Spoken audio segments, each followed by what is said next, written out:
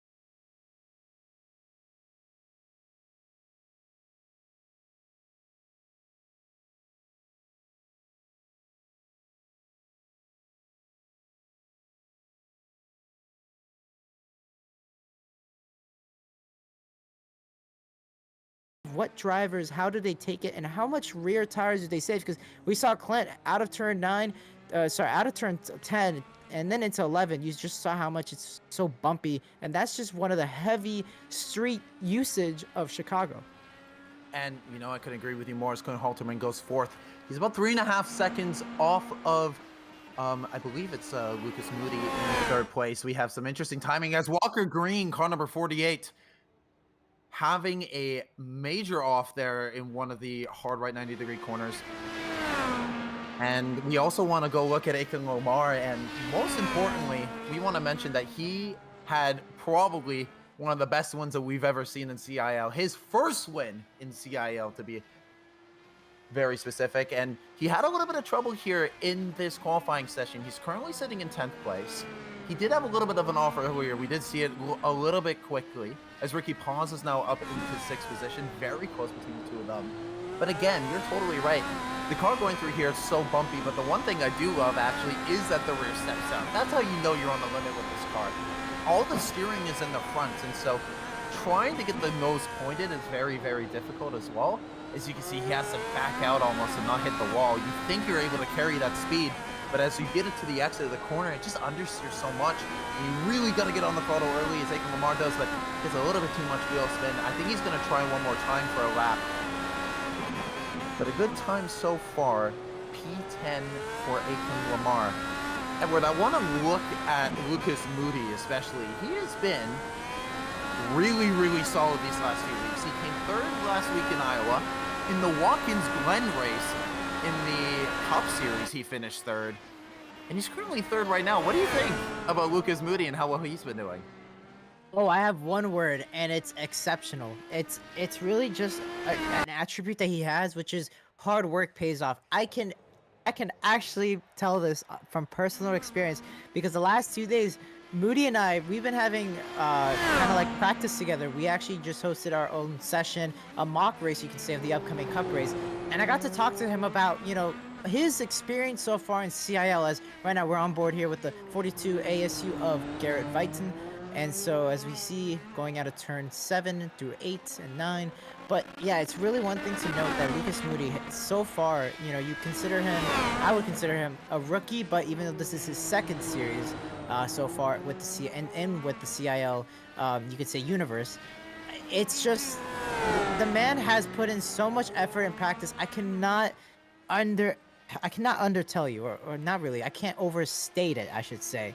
That Lucas has just been really putting in the hard work and dedication, and I'm just saying, like, he is, of course, always going to be behind a leaf. If a leaf isn't there, he always tells me, if a leaf isn't gonna race, he has a shot to win. Now, a leaf is back from his I should note for everybody watching, our Muhammad Alif, our very own CIL, you should say, dominant drivers. He actually represented Team Singapore in the FIA esports event this past week and a half, I believe, and he was actually the first ever F4 esports win. So it was a very, very great, I should say, representation that Alif had over there. So congrats to Alif. Cannot state it enough. And yeah, I mean, now that qualifying is over, we're gonna have a 5-minute warm up, so we can actually go into the grid soon enough after 30 seconds. And Nick, I would like you to go over the top 10 of the grid. But so far, before we go into the grid, before the qualifying is finalized, me and Sky, we always do this. We get to do the pick. My pick, unfortunately, is not racing as much as I would see him to be, but I'm gonna actually put my pick on Dylan Beatty, one of our rookies of this season. He's currently P4 right now, so we'll see if he stays in there. But Dylan Beatty is my pick. What about yours? You know, I've realized I put on the commentator curse for the last two people I picked, and so there's only one person I can really go for this. It's our Muhammad Alif. He's been so dominant the last few times. He Mm. only needed to take one race off, and his point gap is still so dominant. And so the thing is that now that I've done this, Ricky Paz is going to go down the inside and crash into him in turn 3. So now that we have that, I'm just kidding. But in all seriousness, no, our Muhammad Khalif has been by far the most dominant driver so far in this year, and I really don't see any other universe where someone is going to be able to challenge him, especially at a track like this. This is an easier version of Detroit, and he won that race by, I believe, 25 seconds. So unless we see some chaos and we see maybe Whitlock, Clint Hartman, and Lucas Moody being able to just jump him immediately, I think it might be quite a dominant win for him. I really do. Well, time will tell, as right now we have warm up happening. So 4 minutes to the grid. So let's go over our final grid of the day. Nick, take it away for the top 10. Absolutely. Well, on pole position with a 1 minute 10.674, Al Muhammad Ali from Ball State University. We have a Ball State University 1-2 with Cale Davidson in second, only about 3.5 off. Now going on to row 2, it's a 1-2. Wow, I didn't even realize this. The top 4 are Ball State drivers, Lucas Moody and Dylan Beatty in cars number 13 and 20, respectively. This is going to be a very dominant showing from them as we go towards the third row of the grid. We have Clint Halterman, who is currently second place and is currently our alumni car leader, alongside Cohen Evans from Purdue University. Well, number 6, we have Wyatt Burton in car number 26 from Indiana, and Ricky Paz from East Carolina University. Alongside them, we have Garrett Viton, who finished second at Iowa from Arizona State University, along with Ryan Whitlock from University of Alabama, Huntsville. He had a bit of a technical one, but we'll see if he's able to bounce back from last week. Walker Green in car number 48 from Auburn University, alongside previous race winner Aka Lamar, hoping to get a little bit higher than 12th and get a very good points finish as we go on to the next row. Nick Henley of Ball State University, P13. He has a good start here. Let's see if he can try to get himself into the top 10. Followed by Marlo Duncan, another rookie for CIO from Milwaukee School of Engineering. Let's see if he can also go up into the top 10. For 15th, Zachary the Whale, St. Clair College, one of his few starts in the series. Let's see what he can do tonight. And Jason Wallet of Drexel University, a P16. He's going to have to drive his way through the field on this one.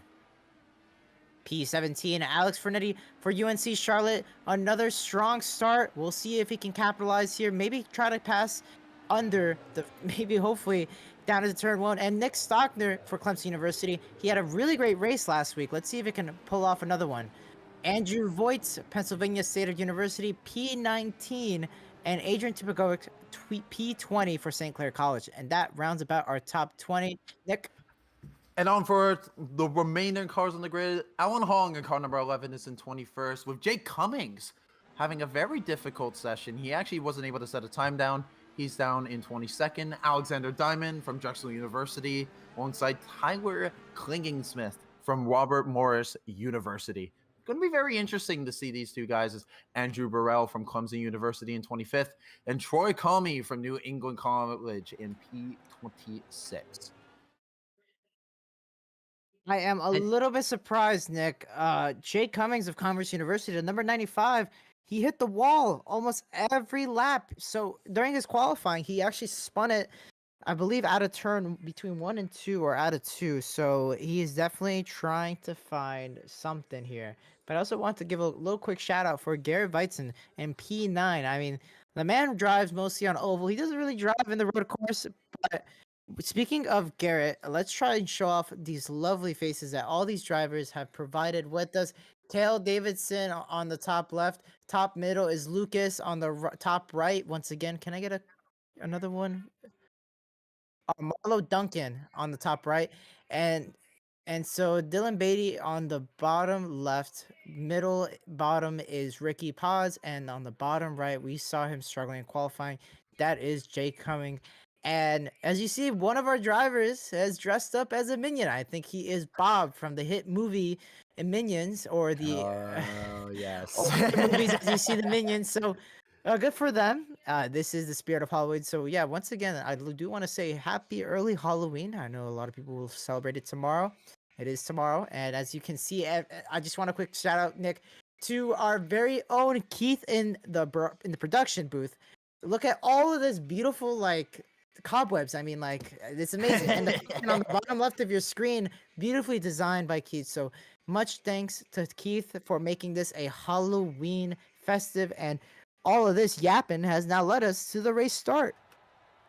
And we're going to go right into that. And just before we do, I just want to give a quick update for anyone who is deeply concerned for Sky Shrek's health and safety.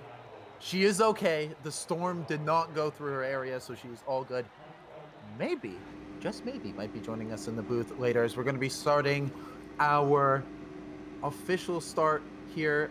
You know what I must say? I've always been a big fan of those Porsche safety cars, I got to say. And the one thing I'm also just, I can't believe I'm looking at this. 4 cars from the Ball State University, guys.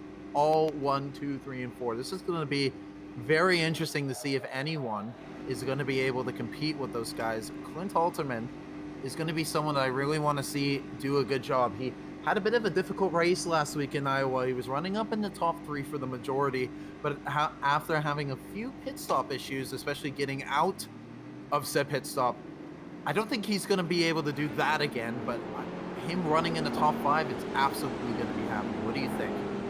Well, before we start on the race, I do want to give a quick race analysis, if we can get that up quickly before we start.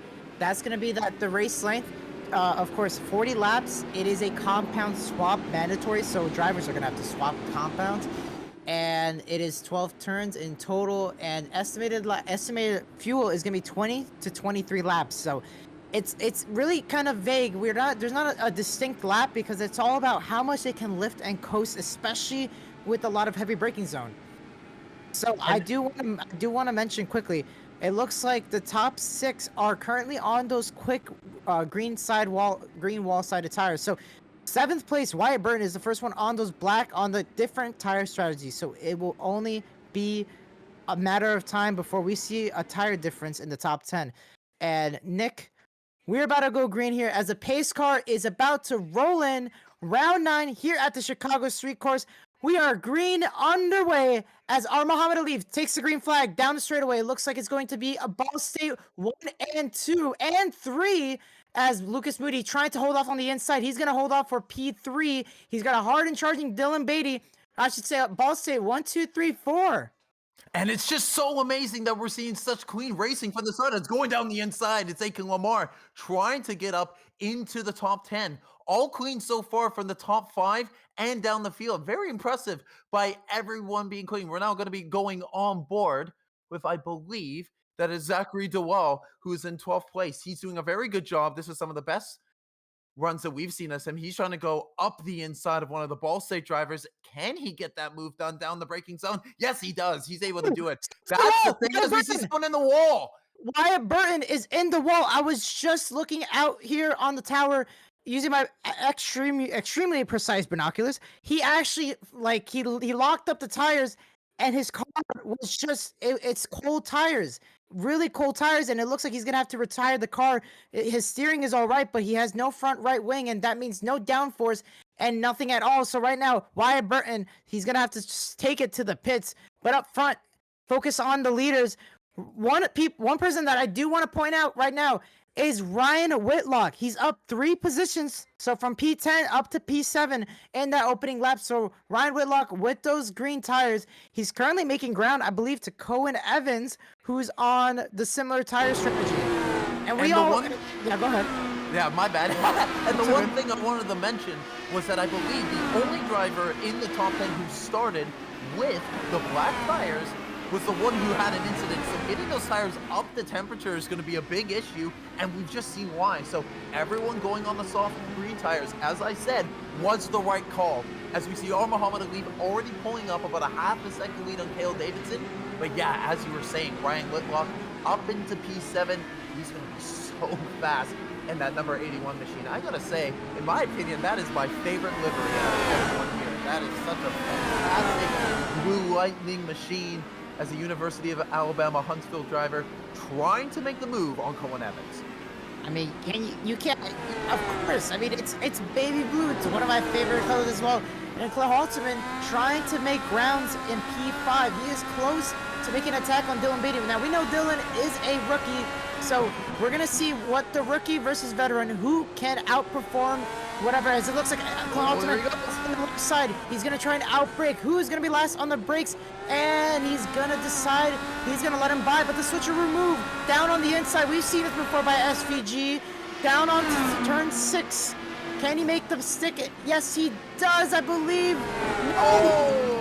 He hit the wall.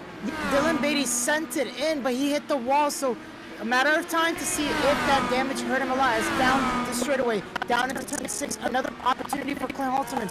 Can he do something about it? No, he's going to decide. He's going to let him have it.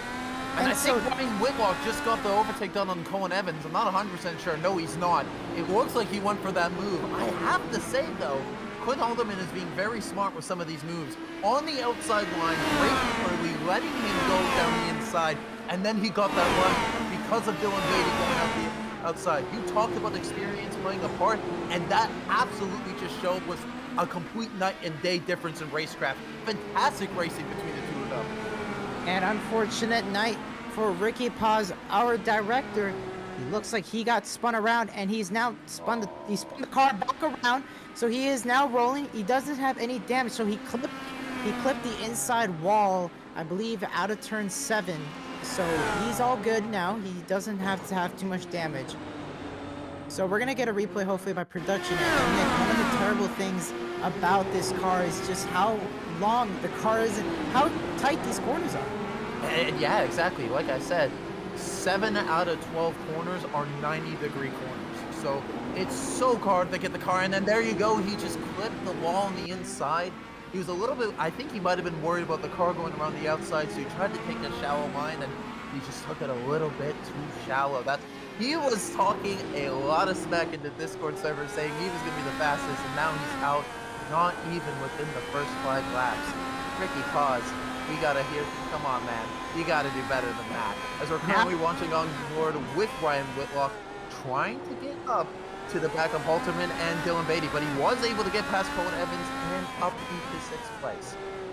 Now, let's hold off on the Ricky Paz name slaughter here because he is still in it to win it. He hasn't wrecked out yet, and Nick Henley trying to see an opportunity, but down the inside, far back in the field, as you see out there, Jay Cummings has made the pass on P13. He is currently our CIL biggest mover of the night, up 9 positions. He's currently in P13, so making the pass on Jason Wallet, making it look easy out of turn 12.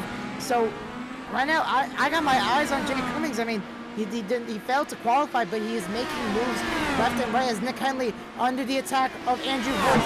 Andrew Woods, make it, no, he does not. He's gonna have to let off the gas down into that heavy braking zone in turn 5 and down the back straightaway. He's gonna try and get a toe, but for now, it is going to be our Muhammad Ali up front in P1. And the one thing that I want to mention with Jay Cummings, he's only 2 points off of Cale Davidson, who's currently in 2nd. So that just goes to show that how good Jay Cummings is. He's able to be easily up with the top 3 and already moving pretty much halfway up through the field. He is showing that pace in that car number 95 as we're looking at Ryan Whitlock in car number 81, still trying to get onto the back of Clint Halterman and Dylan Beatty. He's going to be patient with it as there's plenty of time remaining in this race. And it looks like Clint Halterman trying to fake to the outside, looking to maybe see if he can rattle Dylan Beatty through the braking zone. He's just going to keep pushing that pressure on, consistently putting it on, trying to force that mistake. And as we're saying, with Dylan Beatty's inexperience, that might happen. As we're seeing, he's been making a lot of aggressive moves out on the inside as Ryan Whitlock just sitting back in his chair, just watching the battle in front. He knows as soon as that battle gets really deep, he's going to start taking advantage of it. And so far, he's just easing the tires. He's not pushing all too much. He's doing a very good job. And a lot to notice here. I mean, we know Ryan Whitlock and Clint Halterman, they go back way back, and so to see Ryan Whitlock once again trying to catch up to Clint Halterman, it is only a matter of time until those two decide to fight it out. But I think Ryan, like you said, he wants to just let him waste his tires trying to make the pass on Dylan Beatty. But I like to note right now, the first car with a different tire strategy is outside of the top 10, and that's Nick Henley, the number 64. He is on the hard primaries, and he is currently sitting in P11. So that's a good gauge on telling us, oh, and we got our first pit. Zachary the Whale, he's in the pits right now, and he's going to swap tires, but I don't know if he got a little bit of damage. It is lap 7 out of 40, so it wouldn't make sense. You're too short on fuel, right? We got 2 cars, Adrian Tupakovic also coming in. I'm not 100% sure why these guys would be coming in so early. Either maybe they underestimated their fuel stocks, or as you said, they might have had some wing damage. It doesn't look like they do. It seems like the car's fine, but with a 14.5 stop, I think there might have been some damages. Here we see Tupakovic sitting on the top. And I think it's going to be interesting to see how long this one's going to go. But no, yeah, it's 13.5 seconds. I believe it must have been some body work they had to put on. I really don't believe that they had any issues with that, as the front leaders already coming out. And I will say, all Muhammad Ali and Cale Davidson have completely driven away from third place man Lucas Moody. Moody to Davidson is 6.7 seconds. It's quite unbelievable, and there's already a gap between them as 7 seconds covers between 4th, 5th, and 6th. From Lucas Moody is Clint Halterman all the way on the back. Maybe this is his opportunity as he gets the rundown on the inside. Going down through the back straight, you see the new jump being used as they're going wheel to wheel. Is he able to get the overtake done as he tries to break weight? And almost as he hit the wall going around the outside. I can't believe it. That's his second. It's not for yet. It's not for yet. He's got the inside. Clint Halterman trying to make the pass here. Can he finally do it? It took him 7 laps. On the 8th lap, can he do it? Yes, he can. Down into turn 6, and a beautiful pass, but look right behind them. That is going to be it's Ryan Whitlock. He's gonna have to make a pass here soon because he doesn't want to get stuck up behind him. So I mean, sorry, that is Clint Halterman passing by, but behind him is Cohen Evans. So Cohen Evans behind Dylan Beatty. He sees what happened. He's gonna try and make the pass here for the top 5, and I mean, just amazing racecraft by Dylan Beatty to not have to oversteer it. He hit the wall, but he did not lose it. And that's a fast section between turns 4 and 5. And the main thing is with that is you're braking so late on the outside, you have to commit all that speed. But the thing is that this track is just so damn tight that you're gonna have those issues, as we're seeing already Ryan Whitlock and Clint Halterman already pulling away. I didn't see Ryan Whitlock get past any of these guys, so it's very interesting that we missed that. As Tubakovic, I think he might be having some sort of technical issue, as he's been in the pits for about 1:20. So whatever has happened to him, I believe he's going to be over with this race, or probably going to be a few laps down. We're getting a bit of a train here. Everyone between 5th and 8th between each other are covering a maximum of 7/10. So we're getting a bit of a Whitlock train going.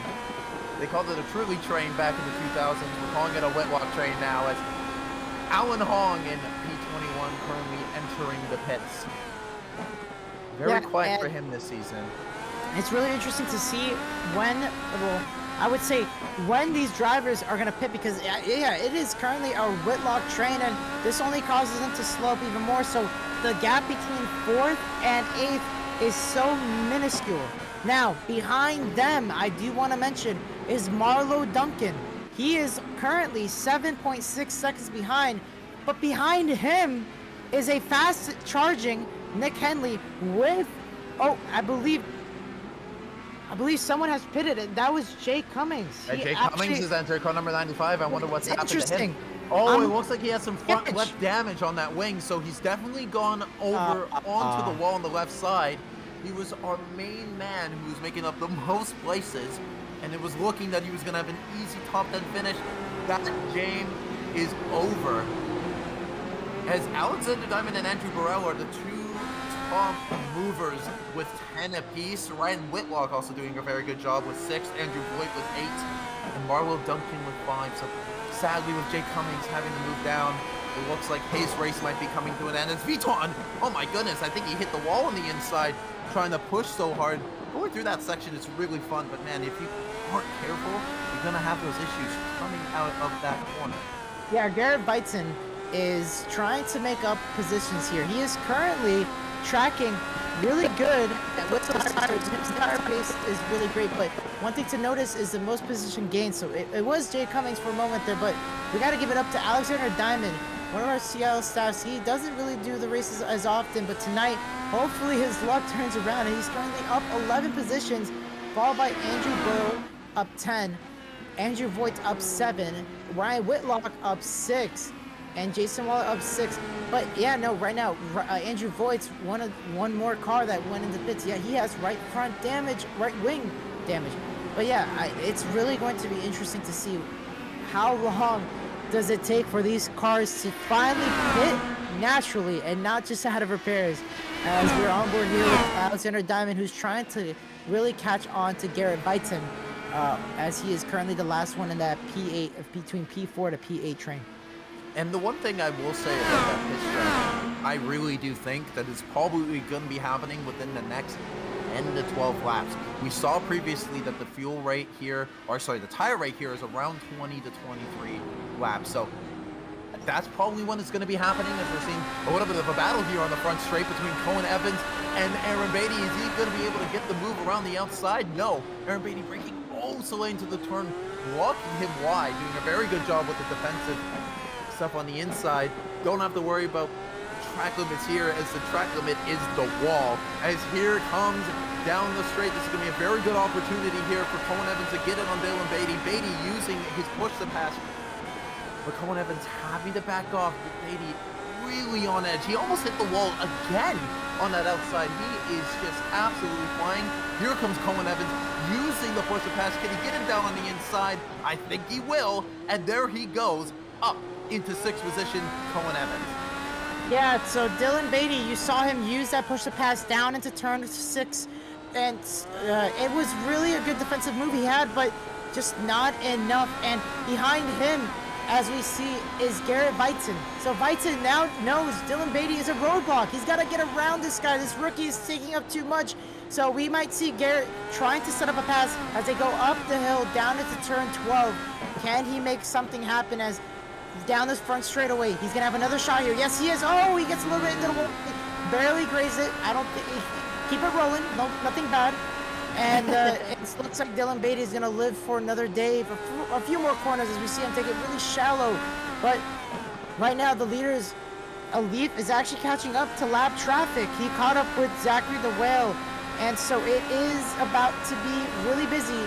As Garrett Weitzen looking on the outside, he's gonna try and make something happen. No, he's gonna have to lift in Dylan Beatty. The same move that we saw him do on I believe on Cohen Evans.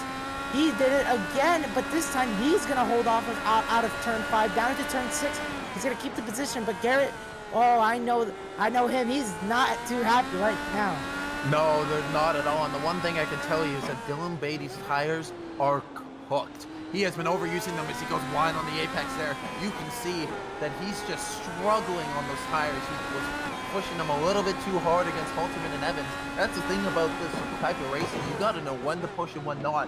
And I think he overpushed those tires, battling up as we see car number 7, or car number 84, sorry, well, Duncan in the pits.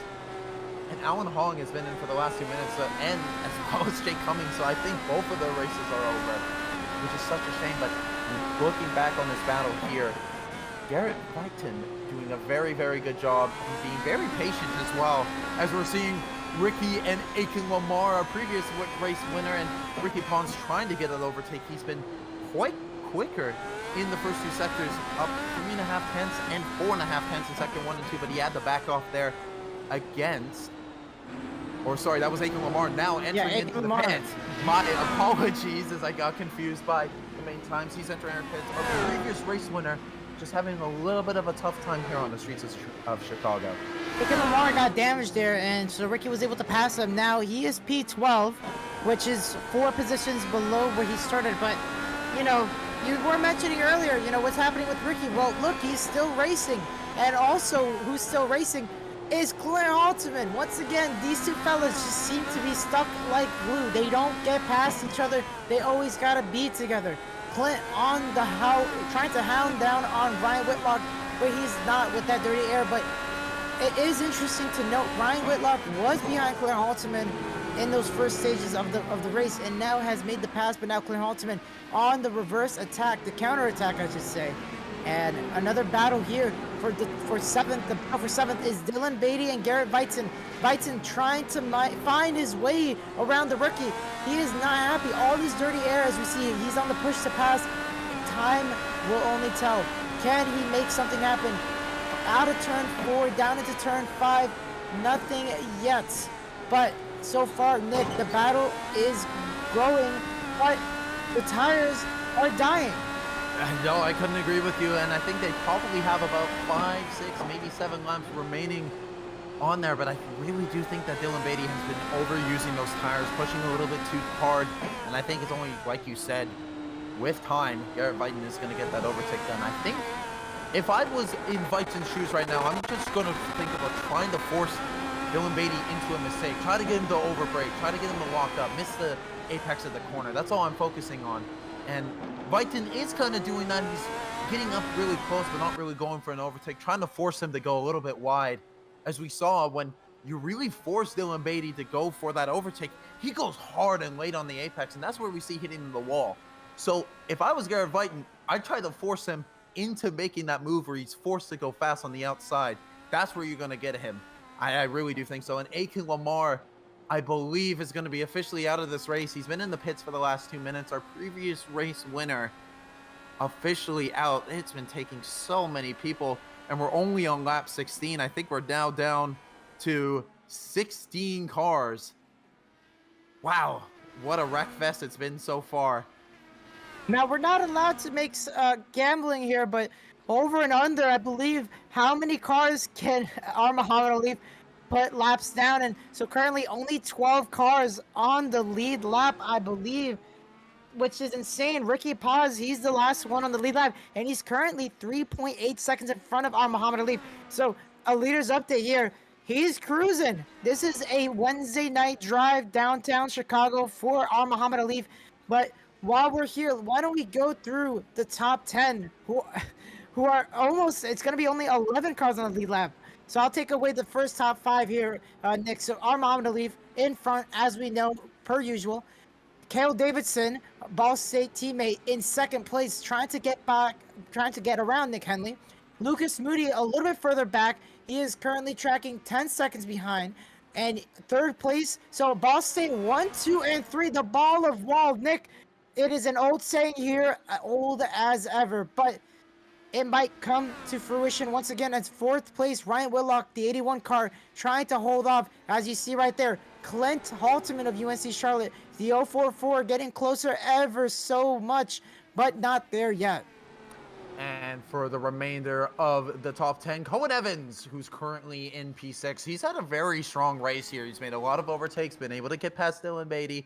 As Dylan Beatty, we're going to talk about in P7, who's currently fighting off P8 man. Garrett Whiten, as they're only separated by half a second.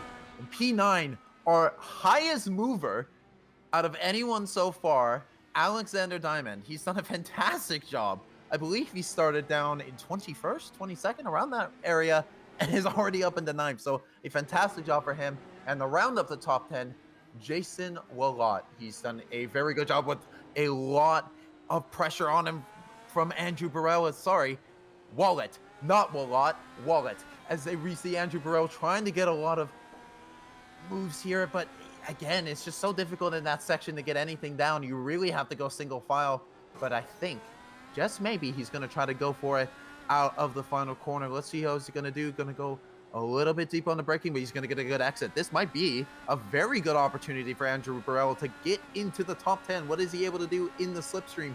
Can he get him down into turn 1? Late braking from him into turn 1, and he does it. Andrew Burrell getting the job done on Wallet, and wow, just some great overtaking that we're seeing here.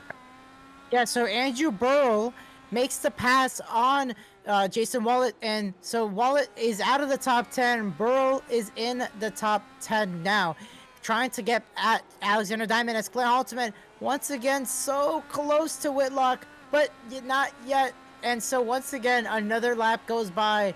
Lap 19 out of 40, unfortunately, is not there. And also, one thing to note, folks, we did have a car stuck on track. That was Jake Cummings. He spun it around turn 7. He had to go in reverse, nearly wiped out 2 people, but he was able to rejoin and kept it going. And the one thing that I'll mainly talk about here is that, oh, we're seeing a big spin there. I believe that's a Lamar. That is a replay of that's a replay for Jake. Yes. I'm so sorry. I had been tabbed out. But the one thing I do want to talk about is with Ricky Paz, who's been in the pit lane for the last little bit and is currently in the studio with us. Ricky, you took this big game and you're in the pits. What happened? I sure as heck did. Yeah, you know, just another day in the Formula College Series for the director. There's a director curse going around, and yeah, just a bummer. But had a really good day for the team. Was really fast all week. Qualified in the top 10. Had a different strategy, and I was feeling great on the black tires. You know, I ended up falling all the way back to mid-20s, and then I was about to work my way back into the top 10 there. So really fast car, just another day, another die, you know? Of course, Ricky, I want to quickly ask you, you know, while it's unfortunate you have, but, you know, I know you've got some drivers of your own up in the top 3. You should be pretty happy with their performance right now.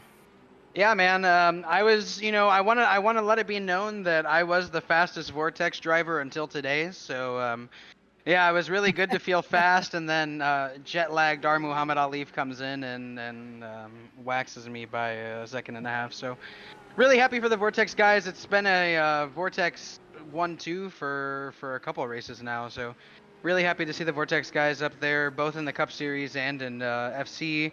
And in CSC, you know, Vortex has really taken the competition by storm. All right, so really Sorry to happy for cut the you off, team, Ricky. and Sorry to yeah. cut you off, Ricky. We have a car in the pits for our pit cycle is starting. Lucas Moody in 3 the pits. cars. 3 cars. That's the top 3. Your 3 drivers. Well, sorry, Ricky, but we're gonna have to let you go here. Thank you so much for tuning in and Yep. coming Good into the luck. booth. Thank you very much. Good luck in your next race. And Lucas Moody is in the pits, and we saw a Leaf and Cale Davidson. So the top 2 pitted in, and Lucas Moody in the pits. They're gonna get fresh tires, fresh black Firestone tires. So right now, your current leader, but not after the pit cycle, would be Ryan Whitlock. He is currently out front. Oh, actually, no.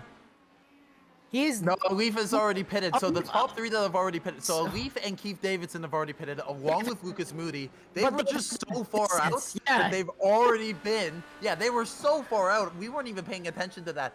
They were about 12 seconds ahead of third place Lucas Moody, who was 7 seconds ahead of that 4, 5, 6, 7 battle that we were seeing earlier. So they definitely had time to make that stop and come out, and it wasn't even a problem for them. There's still 1-2 on track, as Ryan Whitlock was able to get past Lucas Moody, but the thing is that they've already started to fall off of the back of Muhammad Alif and Keith Davidson. So it's going to be interesting to see what's going to be done Nick, between watch right here. the two of them. They're gonna pit right here because they saw that the leaders are winning. No, they don't.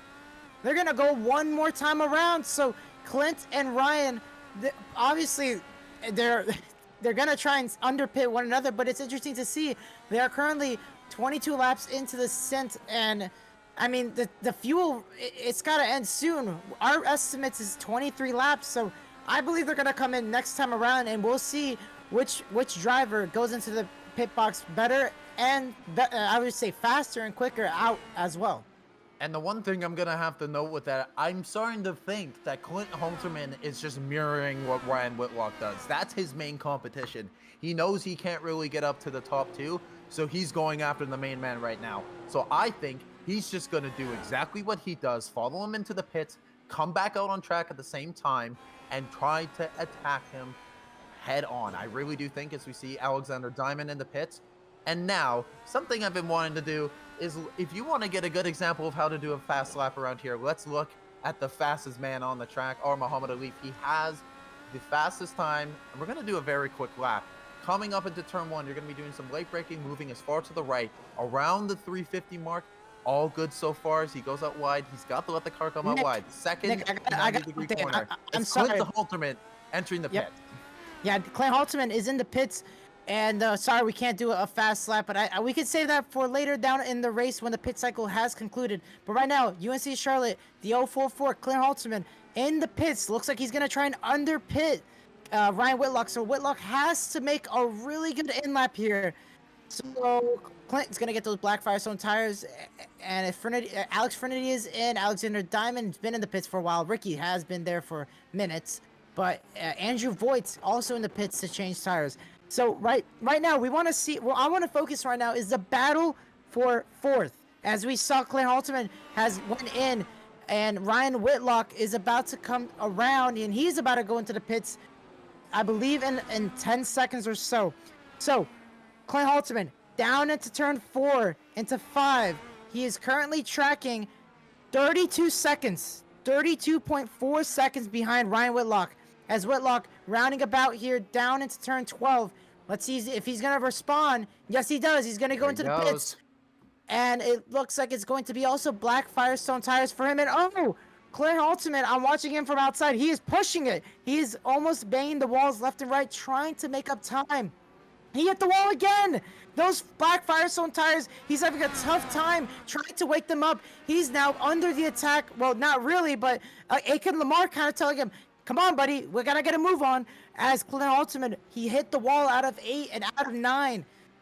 And so it's going to be tough to wake up those black Firestone tires as he's running about the pit entrance.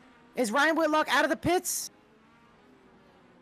Yes, he is. He's got it. Ryan Whitlock was able to really defend on him. It was the overcut. It was the overcut. It was the overpit. Wow, overtake, I should say. Wow, what an amazing run there for Ryan Whitlock. It must have been a great end lap, and Clint Halterman, not the best out lap he wished he could have had. And, you know, I can't even believe this. He was able to get the overcut on Clint Halterman, and now it's a 7.4-second gap. I really genuinely believe that they were just going to mirror each other with how close they were, but no, they decided to go for a different strategy. Is Nick Henley currently in 12th position, entering into the pit. But Garrett Vighton still on the back of Colin Evans. He's trying to move up into 6th place. He's done a very good job in this race so far. And I think if he's able to do that, that's probably going to be where he finishes, as we're currently on lap 25 of 40. So, sorry, there is still a lot of time here that we can see for a lot more overtakes. We see Ryan Lillock, he's only 13 seconds behind Moody, but he might be able to, if he does a very, very hard stint, might be able to get onto the back of Moody. But honestly, we see one of the cars going very slowly. Not sure who that was. I believe that was Finnerty in 14th. And he might be entering the pit lane. I don't believe he is. He's going to be going on behind Vighton, very close to the back of Colin Evans. And it's going to be interesting to see what Clint Halterman has to offer for Ryan Whitlock. Currently down to 6.7 seconds. So Clint has to make up ground here as those black Firestone tires are getting back up to life. But a little bit of lap traffic. Marlo Duncan and P13 trying to stay only a lap down. But yeah, right now, the top 8 drivers are on the lead lap. 9th to 14th are 1 lap down. So our Muhammad Ali are picking people left and right. And the gap between 1st and 8th, I believe, is only 14 seconds. Yeah, it's just unbelievable how much gap we're seeing. It's very interesting that we would see this, because especially with these times, it's so difficult to stay consistent. And that we've seen is that officially everyone has pitted, so the cycle is officially complete. And like you said, there's only 9 cars on the lead lap. That's unbelievable. So hopefully there might be a chance that Muhammad Ali might come up to the rear of this battle between Garrett Vighton and Colin Evans. Maybe disrupt it, maybe not. But the thing is that I just can't believe is the gaps that we're seeing in the top 3. Are Muhammad Ali and Keith Davidson. Feels like Hamilton and Bottas in 2018, 2019 when they were just flying away. But Lucas Moody doing a very good job in 3rd place. He's gone 3rd in the last 3 races. And I keep saying Keith Davidson. I don't know why. I mean Cale Davidson. My apologies for that. So just a really quick reference right there. Hamilton and Bottas. That's a really great reference. And honestly, it could be, but I mean, with the gap between Alif and Davidson, it's going to be interesting to see. As you mentioned, can our Muhammad Ali catch up to Garrett Vighton in the battle for 6 with Colin Evans and Vighton? But Dylan Beatty, he's hit the wall multiple times. He's now 10 seconds in front of our leader. So Dylan Beatty, I bet you he's going to be lapped down. And I know you said it's almost impossible that Alif could catch up to the battle for 6. I'm going to say hold on to your hats, because Alif will most likely get there before the end of the race. Oh, no, that was, I was saying he was. I was just wondering if he was going to be having an impact on the battle, maybe causing a little bit of confusion between these two guys. Because something that happens as we go back to our Muhammad Alif, the thing that we really want to do is go look at a flying lap between him. He's only, I believe, about 10-15 seconds off those two, coming into turn 1, oh so close to the rear corner. That's the thing about these 90-degree corners. You got to get it so close to the wall, almost tapping it, and try to get a good exit there out of turn 2, down the back straight. He's just been so consistent with his time. And by the way, you got to look at the top 3. He has the most push the pass out of anyone. Why? Because he's been so fast, he doesn't even need it. Going through the double right-hander, as you said, it is very much a double apex turn. But the one thing I want to note is that compared to Detroit, there's way less camber. And remember, that was sending so many people into the walls. That's why we only had 5 finishers in that race. But with a lot less camber in that corner, it's much easier to do. Way more difficult to make a mistake. But through here, just so flat as he's coming on to the back of car number 18 of Jake Cummings. He's actually still in this race. Yeah, and as he gets a little bit of a tap of the wall. I was going to say, Jake Cummings, the number 95, overtaken again. He is now currently 6 laps down. His battle right now is technically against Aiken Lamar, who was 6 laps down. But Clint Halterman has went into pits. No. Oh, I believe he hit the wall. He hit the wall. He 100% hit the wall, but where though and how? We need to find a replay of that fine soon. We're gonna have to wait a little bit for that replay. So it's I'm gonna be looking. quite I'm difficult. looking. I'm trying to see through my binoculars to look back in the time. He put on the fresh green tires. Yeah, no, that's. It looks like he has some He has damage some on the front left right side. damage on the wing. I'm not Front 100% left. what that is. It looks like front left damage. Yeah, So it we're was gonna have to wait a bit. Sorry. left. I can tell you right now, lap 27 for the production team. Lap 27 going into turn 1. He hit the inside wall trying to cut. As you saw on your fast lap with a leaf, Nick.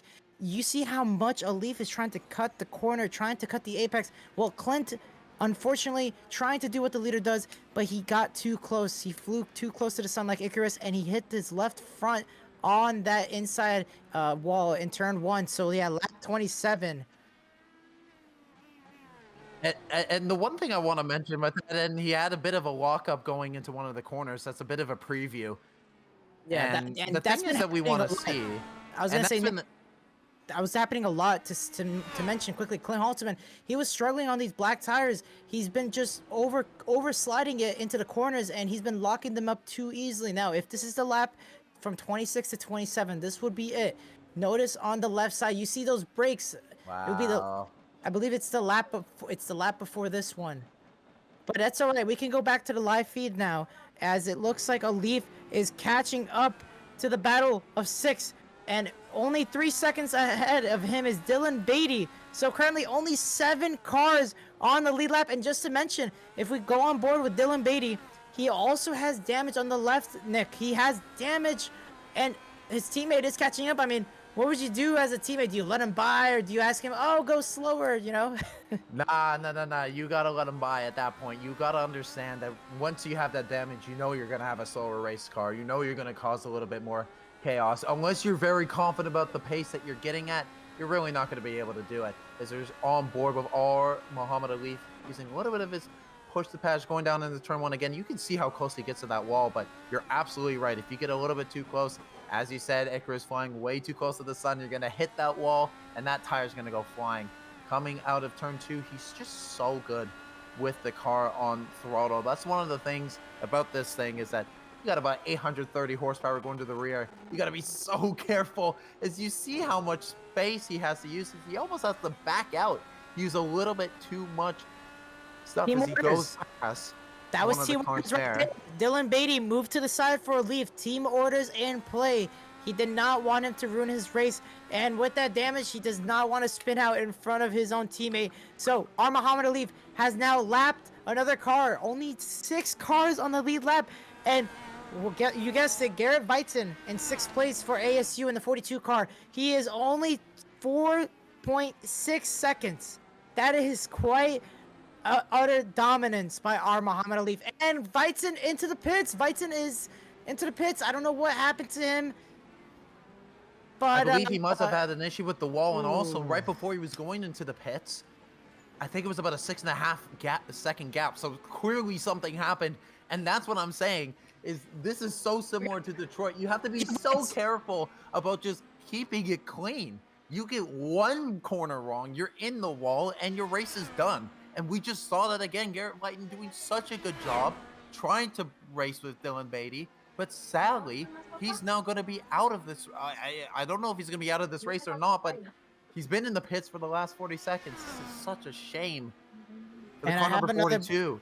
I have another bad news. Andrew Voigt, the number 9 car, he's locked up the tires, and he went into the barrier into turn 11. He is out of the race. He towed it back to pit lane. So Andrew Voigt, as we're gonna get a replay, I believe this is the lap. You see him with the green sided wall-sided tires right behind Jay Cummings. In the tricky part section, he hits the wall here out of turn 8, down into turn 9 and 10, and he's trying to trail behind Jay Cummings. As for Penn State driver, unfortunately, Nick, he locks up right here. Oh, yeah, just a massive walk up into the corner. I was going to say that if it was going to be the main incident from the previous corner, I thought it was him hitting that left wall. But Clint Halterman who was having a bit of a issue, has now officially done from this race. He was running up in 4th and 3rd with Ryan Whitlock, but he's officially out. Our second place man in the standings, now out.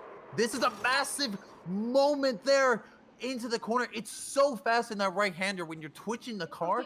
The balance is so easy to lose, and we just saw why that is. Clint Halterman just pushing the car just a little bit too hard on those hard compound tires. Wow, it's just shocking how difficult to drive on the limit with those tires. Yeah, and I mean, Colin Halterman, he went into the pits. If you remember back, he went into the pits. He got those fresh green sided tires, and when he came out, it was just he just over pushed it. There were cold tires, were not up to heat, and you know you pay the price for trying to just overcompensate a terrible day and make it even a worse day. As right now for Purdue University, Cohen Evans in top 5. What a run by him! He is currently the last guy on the lead lap, and I mean, I wouldn't want to hold my breath here because currently Colin Halterman is now out of the pits, so he's got back out of the pits. I believe he's trying to make any points. They tried to make as much as he can, but 5 seconds, Nick. 5 seconds of lead between a Leaf and Cohen Evans with 7 laps to go. This is just unbelievable. I mean, we're gonna see almost with everyone except for the top 4 get lapped. Can Muhammad Alif do this? I think this might be, if he does this, the most dominant performance that we've seen from these top guys. And if that is the case, we're including Cale Davidson in 2nd place because he absolutely deserves that, as he's doing such an incredible job. He has been outright one of the fastest drivers in the last few weeks. But the one thing I really do want to mention is this title battle with Ryan Whitlock now only 47 points behind. With that 4th place, he's going to move up. He's going to cut that deficit essentially in half. And the one thing I also want to look at is because Benjamin Fiore is not in this race, he's probably going to move down a lot of positions. But also with Jay Cummings also finishing not very well, Lucas Moody, Cohen Evans are going to be the main movers in the standings after this race. I believe they're definitely going to be moving up into 6th and 7th, replacing Cale Davidson, or sorry, not replacing Cale Davidson, but replacing Benjamin Fiore and Jake Cummings, who are also in the top 5. As you see Clint Halterman trying to get a battle with, this is not a lap battle, but he's going to be trying to unlap himself against one of these slower cars on here. I'm not sure who that is in front. Nick, I got an update on the leader. He hit the wall back in lap 32. My eyes, my detective skills with my binoculars cannot be said enough. He hit. He's got damage, and behind him is Cale Davidson, 4 seconds back. But what happened was that downhill section, he went deep into it and he clipped the wall with his left side, so he has left wing damage, left front wing damage. So one could say it's hurting his downforce, but his teammate Cale Davidson barely holding on.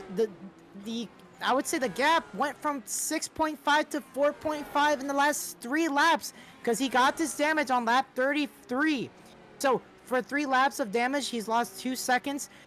Calculating for another 3-4 laps, you could say it's gonna cut it close. Cale Davidson might have a shot here on his teammate.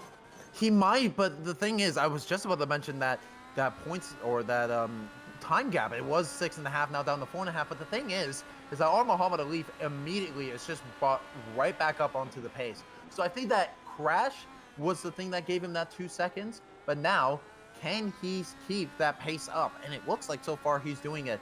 He's only 2 1,000ths of a second faster than Cale Davidson in the first sector. We'll see what he's going to do in the second sector as they're coming through now. But the thing is that this lap traffic in front is going to cause a little bit of issues, not just for Cale Davidson, but also for Muhammad Alif. And there you see Cale Davidson a 10th faster. But if he wants to get up to the rear of Muhammad Alif before laps go, he's going to be faster than a 10th. He's going to be about half a second to a full second. Cohen Evans held up Alif through those technical corners. He lost a bit of a gap, 0.5 seconds. So Cohen Evans had to let by, and he got lapped by Alif So now only 4 cars on the lead lap, which I believe that's what's going to end off with Ryan Whitlock 23 seconds ahead. I doubt a Leaf is going to get up there in time, especially with his damaged car. The distance between Kale has now went below 3. He's now 3.9 seconds. So it is doable as Aiken Lamar has let him by. He has to, cannot get into this battle with 3 laps to go. No, 4 laps to go. It is going to be a close race. The production saying it's not going to happen. I digress. We might see an upset tonight. And I think Cale Davidson just made a little bit of an error going through the double right-hander. He has lost a little bit of time, but there's a little bit of a spin there for Cale Davidson. He is really pushing that number 2 car to the limits. He's trying everything he can to get this car up onto the rear of a Leaf. But here's the thing, 3 laps to go through the middle sector. This is just going to be so down to the wire. But the thing is that Cale Davidson has a car to go through. I'm not 100% sure who this is. This is actually Cohen Evans that he has to go through in order to get that time. But that gap, 4.5 seconds, he's made up that time from the holdup from previous. So I think our production team might be right here, Edward. I think there might not be a chance for Cale Davidson to get this one done. And it looked like a Leaf, he hit the wall in turn 2. He hit the inside wall a little bit, tapped it on his right side. I heard it. But that's the thing. He rubbed it again down into turn 5. Oh. A Leaf actually hit. So here's what I look at it right now. A Leaf is understeering the car a lot due to that front nose damage. So he is currently trying to maximize as much rotation as he can. Kale, on the other hand, he's cooked those rears. He's been trying to hold on to that gap between him and a Leaf. And now that he sensed the urgency, that he knows a Leaf got damage, he's trying to put it together. But with those rears lit to a flame, it's not going to be enough because he is currently oversteering too much. And a Leaf understeering, I mean, it's going to be a close battle, but them both having issues already with those tires. And now you're looking at that gap. Again, the 4.5 seconds. I think a Leaf is just faster in that second sector because we're now coming down to 2 laps remaining in this race. Muhammad Alif with a 4.5 second gap to Cale Davidson in second. This is not over. We're not going to ever say that it's over because it's Chicago. We've seen so many people taken out at any corner here, and it could happen if you're just a little bit too careful as he's tapping the wall again. Muhammad Alif and Cale Davidson, those rears are lit up. He is just pushing it, but look at that gap. It's 5.3 seconds now. And Muhammad Alif trying to now look at it. He's struggling now. He's trying to rotate by putting in the gas quicker than ever. And that's going to cause him to overcook the tires just a little bit. But you're right, Cale Davidson, now the gap increased to 5.2 seconds as he rounds about turn 8 and 9, 10, and down to 11. Our Muhammad Alif, he sees the white flag. It's so close. We don't want a last-minute wreck as our Muhammad Alif is rounding about the final corner. White flag is out, sponsored by CIL. One more time, can Alif hold on? The gap, 6.1 seconds. Cale Davidson, once again, almost spinning out of the final corner. So Alif trying to hold on. And a dominant performance. Nothing that I've ever seen before, but nothing that I'm surprised, as we saw it during the Canadian Grand Prix. He is currently lapped out of the 23 drivers starting. He has lapped all but 4 of them. Only 4 cars on the lead lap, and including that is the great ball of wall. Alif, Davidson, and Lucas Moody, the top 3. Back up top once again. Another few corners to go around, and it's something, Nick, that many people has been waiting for since the CIL Formula College last season, and it is once again coming to fruition. Down out of 8 around the carousel into 9 and 10.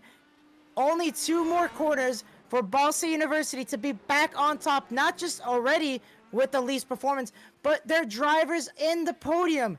Out of the final corner, turn 12, our Muhammad Alif is going to win round 9 at the Chicago Street Course. Cale Davidson rounding about the final corner. He's going to complete that second position, and he's going to get P2. Claire Halterman behind for P12. But lastly, let's focus on this man right here, Lucas Moody. A great season. Nick pointed it out earlier. He's been having a great, strong few weeks. And of course, a third place is nothing to scuff about, as Lucas Moody and the number 13 is going to round about the final corner. He is going to complete the ball of wall. It's going to be a Ball State 1, 2, and 3. Congratulations to Ball State University. A dominant performance. And Ryan Whitlock, of course, he is technically the last car on the lead lap, which means he's the last car to take the checkered flag. And for the number 81, can he get around here safely? Which I assume he will. He's going to round about the final corner and lock himself into P4. Congratulations to Ryan Whitlock. And we see a broken car. That's Dylan Beatty. He's just crosses the line in P6. But a strong performance by Cohen Evans as well, top 5. Dylan Beatty holding out 6th place. Henley 7th. Wallet 8. And we just got note by our production team. Alex Frenetti, the 3-2-1 car. He is technically the alumni winner. Claire Halterman loses that. I would say Claire Halterman, we see him usually the alumni winner. Now is technically 7 out of 9 as Alex Frenetti. He's going to take it. And Claire Halterman, a little bit of Tokyo Drift, Ballad of SVG. He is over for the night. Alexander Diamond right behind him. Another alumni is going to finish out in P13. And if I can ask the production team, can we focus on the top 3?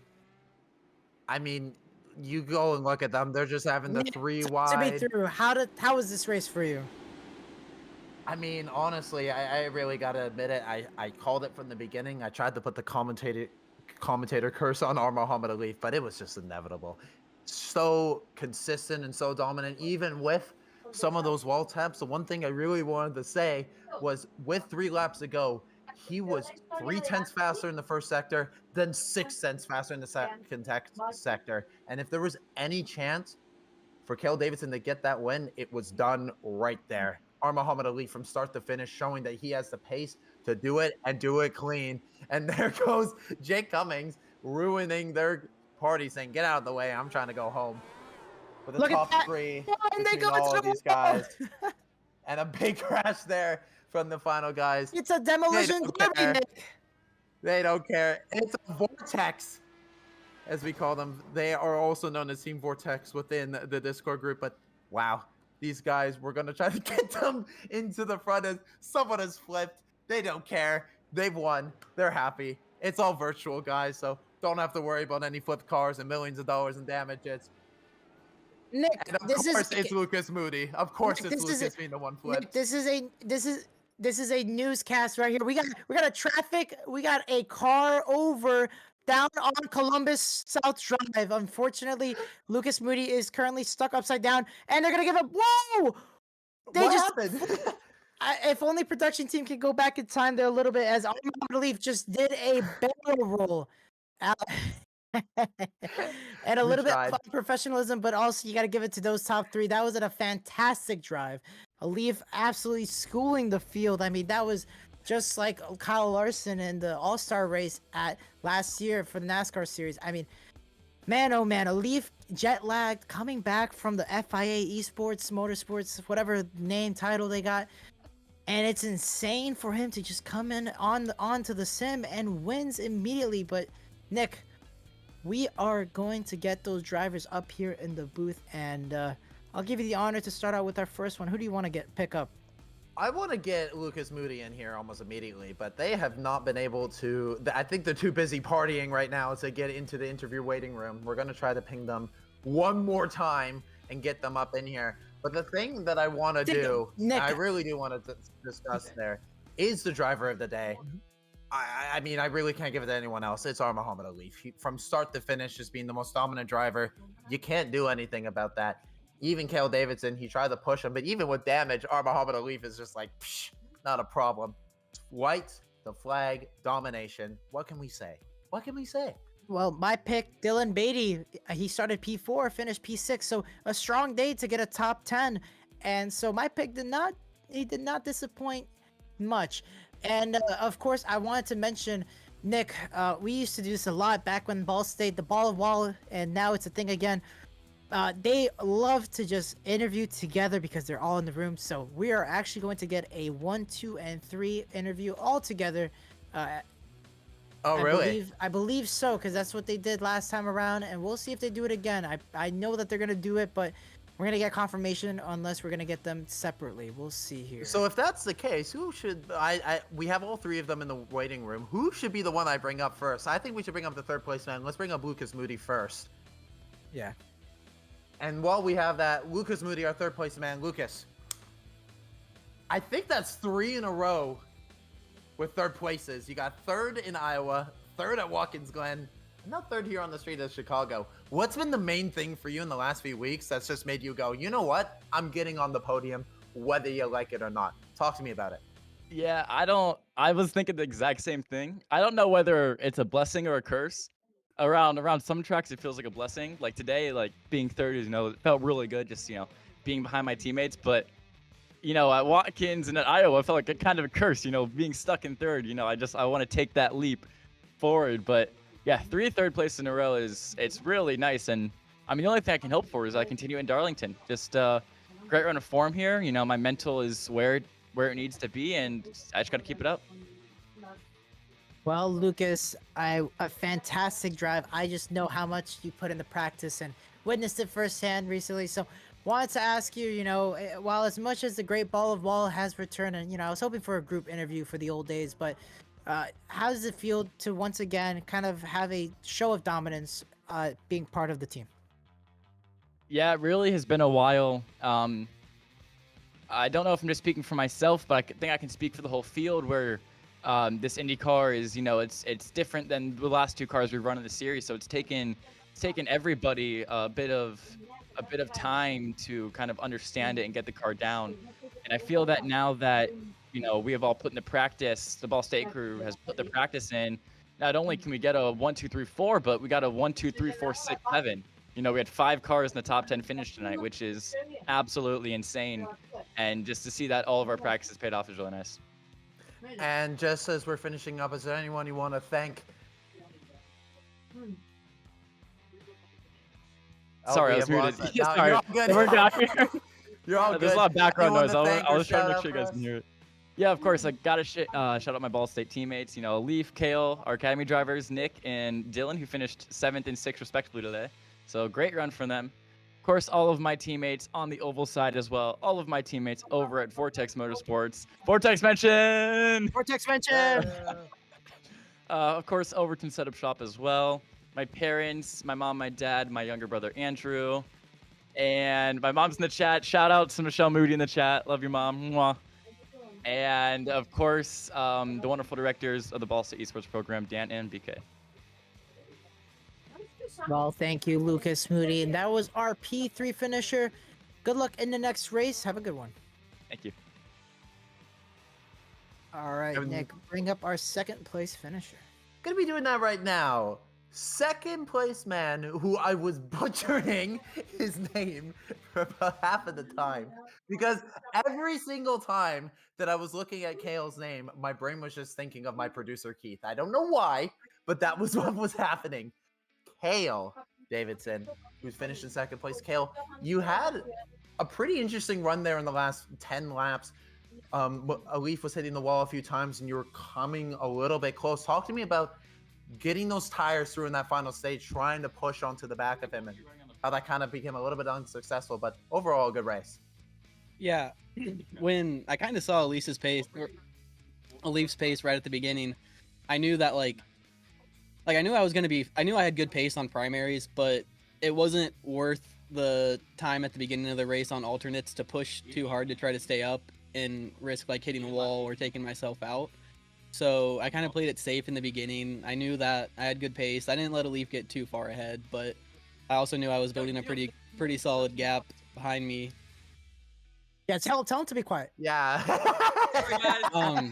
Yeah, sorry. Be quiet, Lucas. But yeah, so I built a gap behind and then kind of just played it safe. And then once the blacks got on, I knew it was push hard, but then also keep the car out of the wall. I saw that I was like slowly gaining on him, but there was so much like lap traffic and stuff that I would gain time on him during lap traffic, and then I'd also like lose time depending on what car we're trying to get around. So like I didn't know if it was lap traffic or if he was hitting walls or what, but he held it together, so we all did good. Well, Kale, I can confirm to you, he actually hit the wall. Lap 32, he hit the inside of turn 1 on his left front wing, which caused him to understeer. Now, was it aware on the waves? Did he say anything? Did he give any oh no, or nothing? He just kept quiet and he had no idea. Yeah, I think today at least the BSU comms were pretty quiet. I don't think Leaf Leaf didn't really even talk the entire race. I think I said thank you or something when Nick let me by once, but we were like, I think Nick asked, "Oh, what lap are we pitting on?" And then all the Leaf said was lap 21, and then I'm trying to like match a Leaf's pit strategy, and I just see him put in the chat in game saying car 12 pitting. I'm like, okay, well I guess we're pitting now.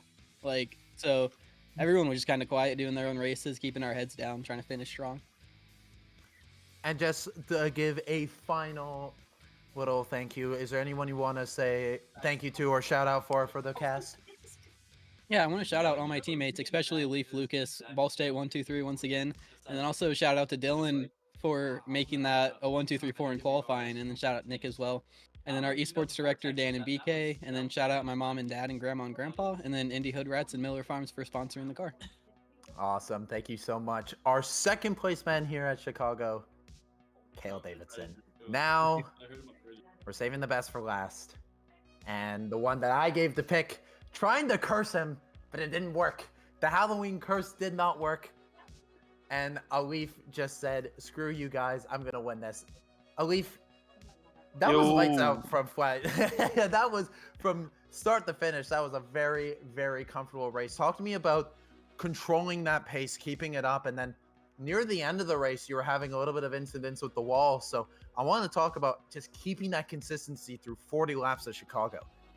Yeah, it's tough. Chicago's is probably the toughest track, I would say, other than maybe Belle Isle. But this one is, I feel it's even a bit more intense. But yeah, that's the challenge of the track. Like I literally had no practice coming in. Bought the track like 2 hours ago. Learned the track.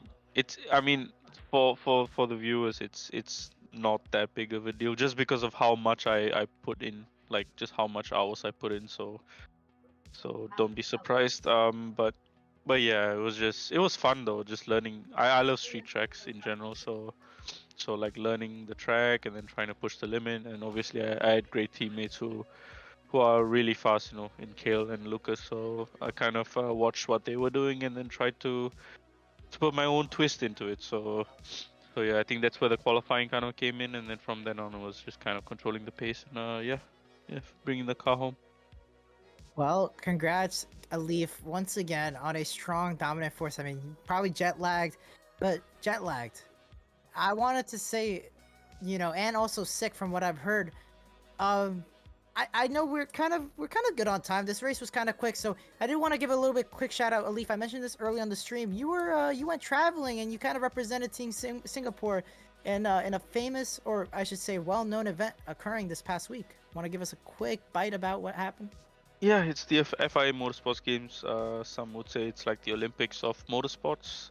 Represented my country, Team Singapore, among like 60 different countries. Came in clutch, won the quarterfinals, second in semifinals, and then had a front wing damage, which put us in P5. But yeah, it's I would say my first win in the world stage with the quarterfinals, and but yeah, it was great performance, I would say, and it was good fun. And then arguably the highlight of the 2 weeks has been the CIO win. So See, exactly. And I want to say that quickly, where as you see folks watching right now, you race in CIO and you're gonna race in the FIA Motorsports, and so Alif is a proud, just a proud driver on behalf of CIO and a product of CIO. I would say, Alif, if you agree with me or not. yeah, I mean, I spend I don't know how many races I do, probably 2, maybe 3 races a week, and all these intense races kind of counts just in terms of being warm. Like when I went there, in terms of like racecraft, you know, I was like, it was like a well-oiled machine just because of how much time I spent racing. So in the CIL. in CIL, yeah. Yeah. So yeah. I mean, Well- all these leagues and all these championships always count in big events. Compared to like if I just have had like no league or no races to do, I wouldn't be as comfortable in racing edition. So yeah. Well, congratulations, Alif, and give us your shout outs of the night. Yeah, I mean, I would give a big shout out to Dylan who put a P4 in qualifying. So it's his best result, and then to Nick as well for finishing P7. So 6 and 7 for our academy cars, and then obviously a 1, 2, 3 lockout for Ball State with Kale and Lucas. The whole Ball State esports program. Big shout out to them, Dan and BK for all the support, and my parents in Singapore. So yeah, and everyone at the broadcast booth. Thank you guys. Thank you, Alif. The great ball of wall is back for this week. Let's see if he can do it again next week. Thank you. Well, Nick, we have finished our interviews. Let's go over the results. I was about Oh, to say, alumni. we have the alumni winner. He just left the call. I was just about to bring him up. I think we have to get him out. I believe our winner was Alex Finnerty. I'm not 100% sure, but we'll bring Yeah, him Al- up. I saw him in the VC, but he left, so we'll see He if said he he can left. We're come gonna back try to up. bring him back up. Mhm. Get that man right back into the studio. The thing is that that ball wall is just like, oh my goodness, you really can't do so much about it, and especially when they had a 1, 2, 3, 4 with Dylan Beatty. Like, just talk about that. And I think that Dylan Beatty has a lot of confidence that he can take it to the next race. He proves he has a 1-lap pace. All he needs to do is just build up a little bit more confidence with the wheel to wheel. He did a pretty good job here at Chicago, being one of the most difficult tracks here. If he could take that into Interlagos, I really do think he might have a very, very good finish. So he did do P6, but you never know. You really never know if he might get some good positions, as we're still currently waiting on Alex Finnerty to make it up. While we wait for Alex, we can do grid, but even before the grid, I just want to mention the steward has released their report of tonight's race. Nothing. There has been no incident. Wow. This has been, I believe, and so far in my time as commentating here in the CILFC, this is the first time we've had a 0 incident report at all. So we have Wow. this was the most clean CILFC race I have witnessed here in the booth. So congratulations to the drivers out there. Of course, we saw them kind of wreck here and there, but we had no quarrel. Everyone has either wrecked themselves or they retired on their own. But Wow. this was the most cleanest CILFC race, I believe, in history. We have no reports, so this has been insane to think about. And yeah, while Alex is getting himself to the booth, let's go over quickly the grid. So Nick, take us away with our top 10. Absolutely. We're going to have to get just a little bit of time waiting for our producer to get that grid all ready to go. And very soon we're going to go for it. Muhammad Alif from Ball State University, along with 2 other Ball State drivers, and Cale Davidson and Lucas Moody, are going to round up your top 3. Ryan Whitlock in 4th position in the University of Alabama, Huntsville. Colin Evans in P5 from Purdue, with 6 and 7 from Ball State University, Dylan Beatty and Nick Henley doing a fantastic job. 5 Ball State drivers in the top 10. Talk about dominance. Jason Wallet from Drexel University, Alex Finnerty from UNC Charlotte, and Andrew Burrell from Clemson University wraps up our top 10. Take it away for the remainder, Edward. Garrett Weitzen, Arizona State University, P11. Clint Holtzman, P12 for UNC Charlotte. Good day, but terrible day, but nonetheless, good top 15. Alexander Diamond, P13 for Drexel. Aiken Lamar, Howard Community College, in P14. Jay Cummings of Converse University, P15. Zachary DeWell in 16th. Andrew Voigt, 17th. Marlo Duncan, P18. Ricky Paz, P19. Nick Stockner rounding about our top 20 for Clemson University. And outside of that, the GOAT Alan Hong, St. Clair College. Both teammates rounding about 21st and 22nd with Adrian Tupagoic. Wyatt Burton for his fortunate demise early in the race, P23. Walker Green, another Seattle rookie, FC 24th. Tyler Klingensmith, 25th. And Troy Cammy, P26. And right now, we have Alex Vernetti for UNC Charlotte. Alex, oh no, actually no, we haven't had him in the booth, but we're gonna pull him into the booth right away. And he is currently making his way up into the booth, and I believe that is him. Alex, welcome to the booth. I know that you're trying to set up a camera, but do not worry, you don't have to fret. But Alex, how does it feel? I believe this is your first alumni win. Yeah, it's very exciting. Mm-hmm. Yeah, I feel pretty lucky. I feel like a kind of a tortoise in the hare situation. Everybody kind of fell away. Definitely didn't expect this with sorry about all the technical issues on my side. Very technologically ill-advanced. And definitely something to ask you about is just the level of attrition for tonight. As you saw your teammate Claire Halterman unfortunately had his own incident. How does it feel to kind of take the torch for UNC Charlotte to really kind of put the team on your back, I would say, and get a good result today? Yeah, it was good to score some team alumni points. We were joking during the race. I think I've only scored points at us for Indy. So I mean, he's definitely the team leader. I can't thank Clint enough. I mean, we've been best friends for a long time, and he's really helped me out with iRacing over the past year. It's not something I did when I was in school because I wanted to focus on the school stuff. But yeah, he's been very helpful. I'm always pestering him with questions and whatnot, and he's been very gracious with his time helping me get up to speed. Nick? I'm all good on questions, but the main thing I really want to talk about with you, Alex, is you had a very difficult fight in that midfield battle. There was so much going on around with all the other cars. The main thing I want to ask is, what was that number one goal and key thing you were looking for to stay out of the wall? Yeah. I mean, that was goal number one, just staying out of the wall. I think, I kind of stayed off the back at the start, thought that there would be kind of a few pileups early, and it didn't seem like there was, so that was good to see everybody keep it clean. And then from there, it was kind of just minding P's and Q's, running our own race. Figured this would be a race where the track was the biggest opponent, so just keeping it smooth, trying to make way for the lead lap cars. It's difficult here with the sight lines to get blue flags pretty clearly. Just running our race, hitting our lines, trying not to hit the wall too many times, and keep the wheels on it. Well, it is definitely something that you're going to look back fondly about. Congratulations, you are tonight's alumni winner for the first time, and sharing that ratio with Clint Halterman. So you both have been dominating the alumni winners strat for UNC Charlotte. So congratulations. And last but not least, your quick shout outs before we go. Yeah, well, I want to thank you guys for putting on a good broadcast. Everybody on the scene and behind the scenes over at the CIL, I think they do a great job. Want to shout out Orange Wheel Racing. I joined there this season, and it's been great getting to know them, and they've been a big help. Want to shout out all the students, doing this, at the same time as their studies. I know that's a big task. So congratulations to them for usually outrunning me and keeping up with their studies. And then biggest shout out goes to Clint. I mean, I owe all of my iRacing successes to him.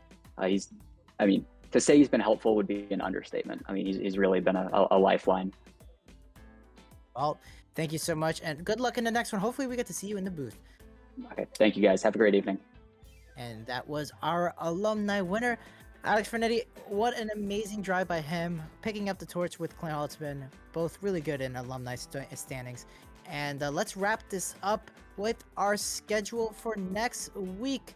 Nick, we are going racing at Cup Series next week, and that is going to be at Phoenix International Speedway. Nick, I know you're not really much doing ovals, but I'm so sorry. I'm so ahead of as a Cup driver, as a playoff driver, as a round 12 playoff driver. I'm really looking forward to Phoenix, hopefully, to move on to the round of 8. So Darlington, the too tough to tame, the lady in black, will she be nice to me? We will see next week, November 4th at 8:30 p.m. Eastern Standard Time.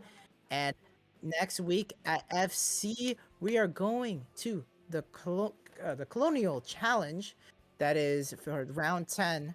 That is at Interlagos. That is going to be one of the best tracks of just on track action that we're gonna see with the series. So Nick, I can see you already smiling and pumped up for that. Next week, same time, same place here at the CIL channel.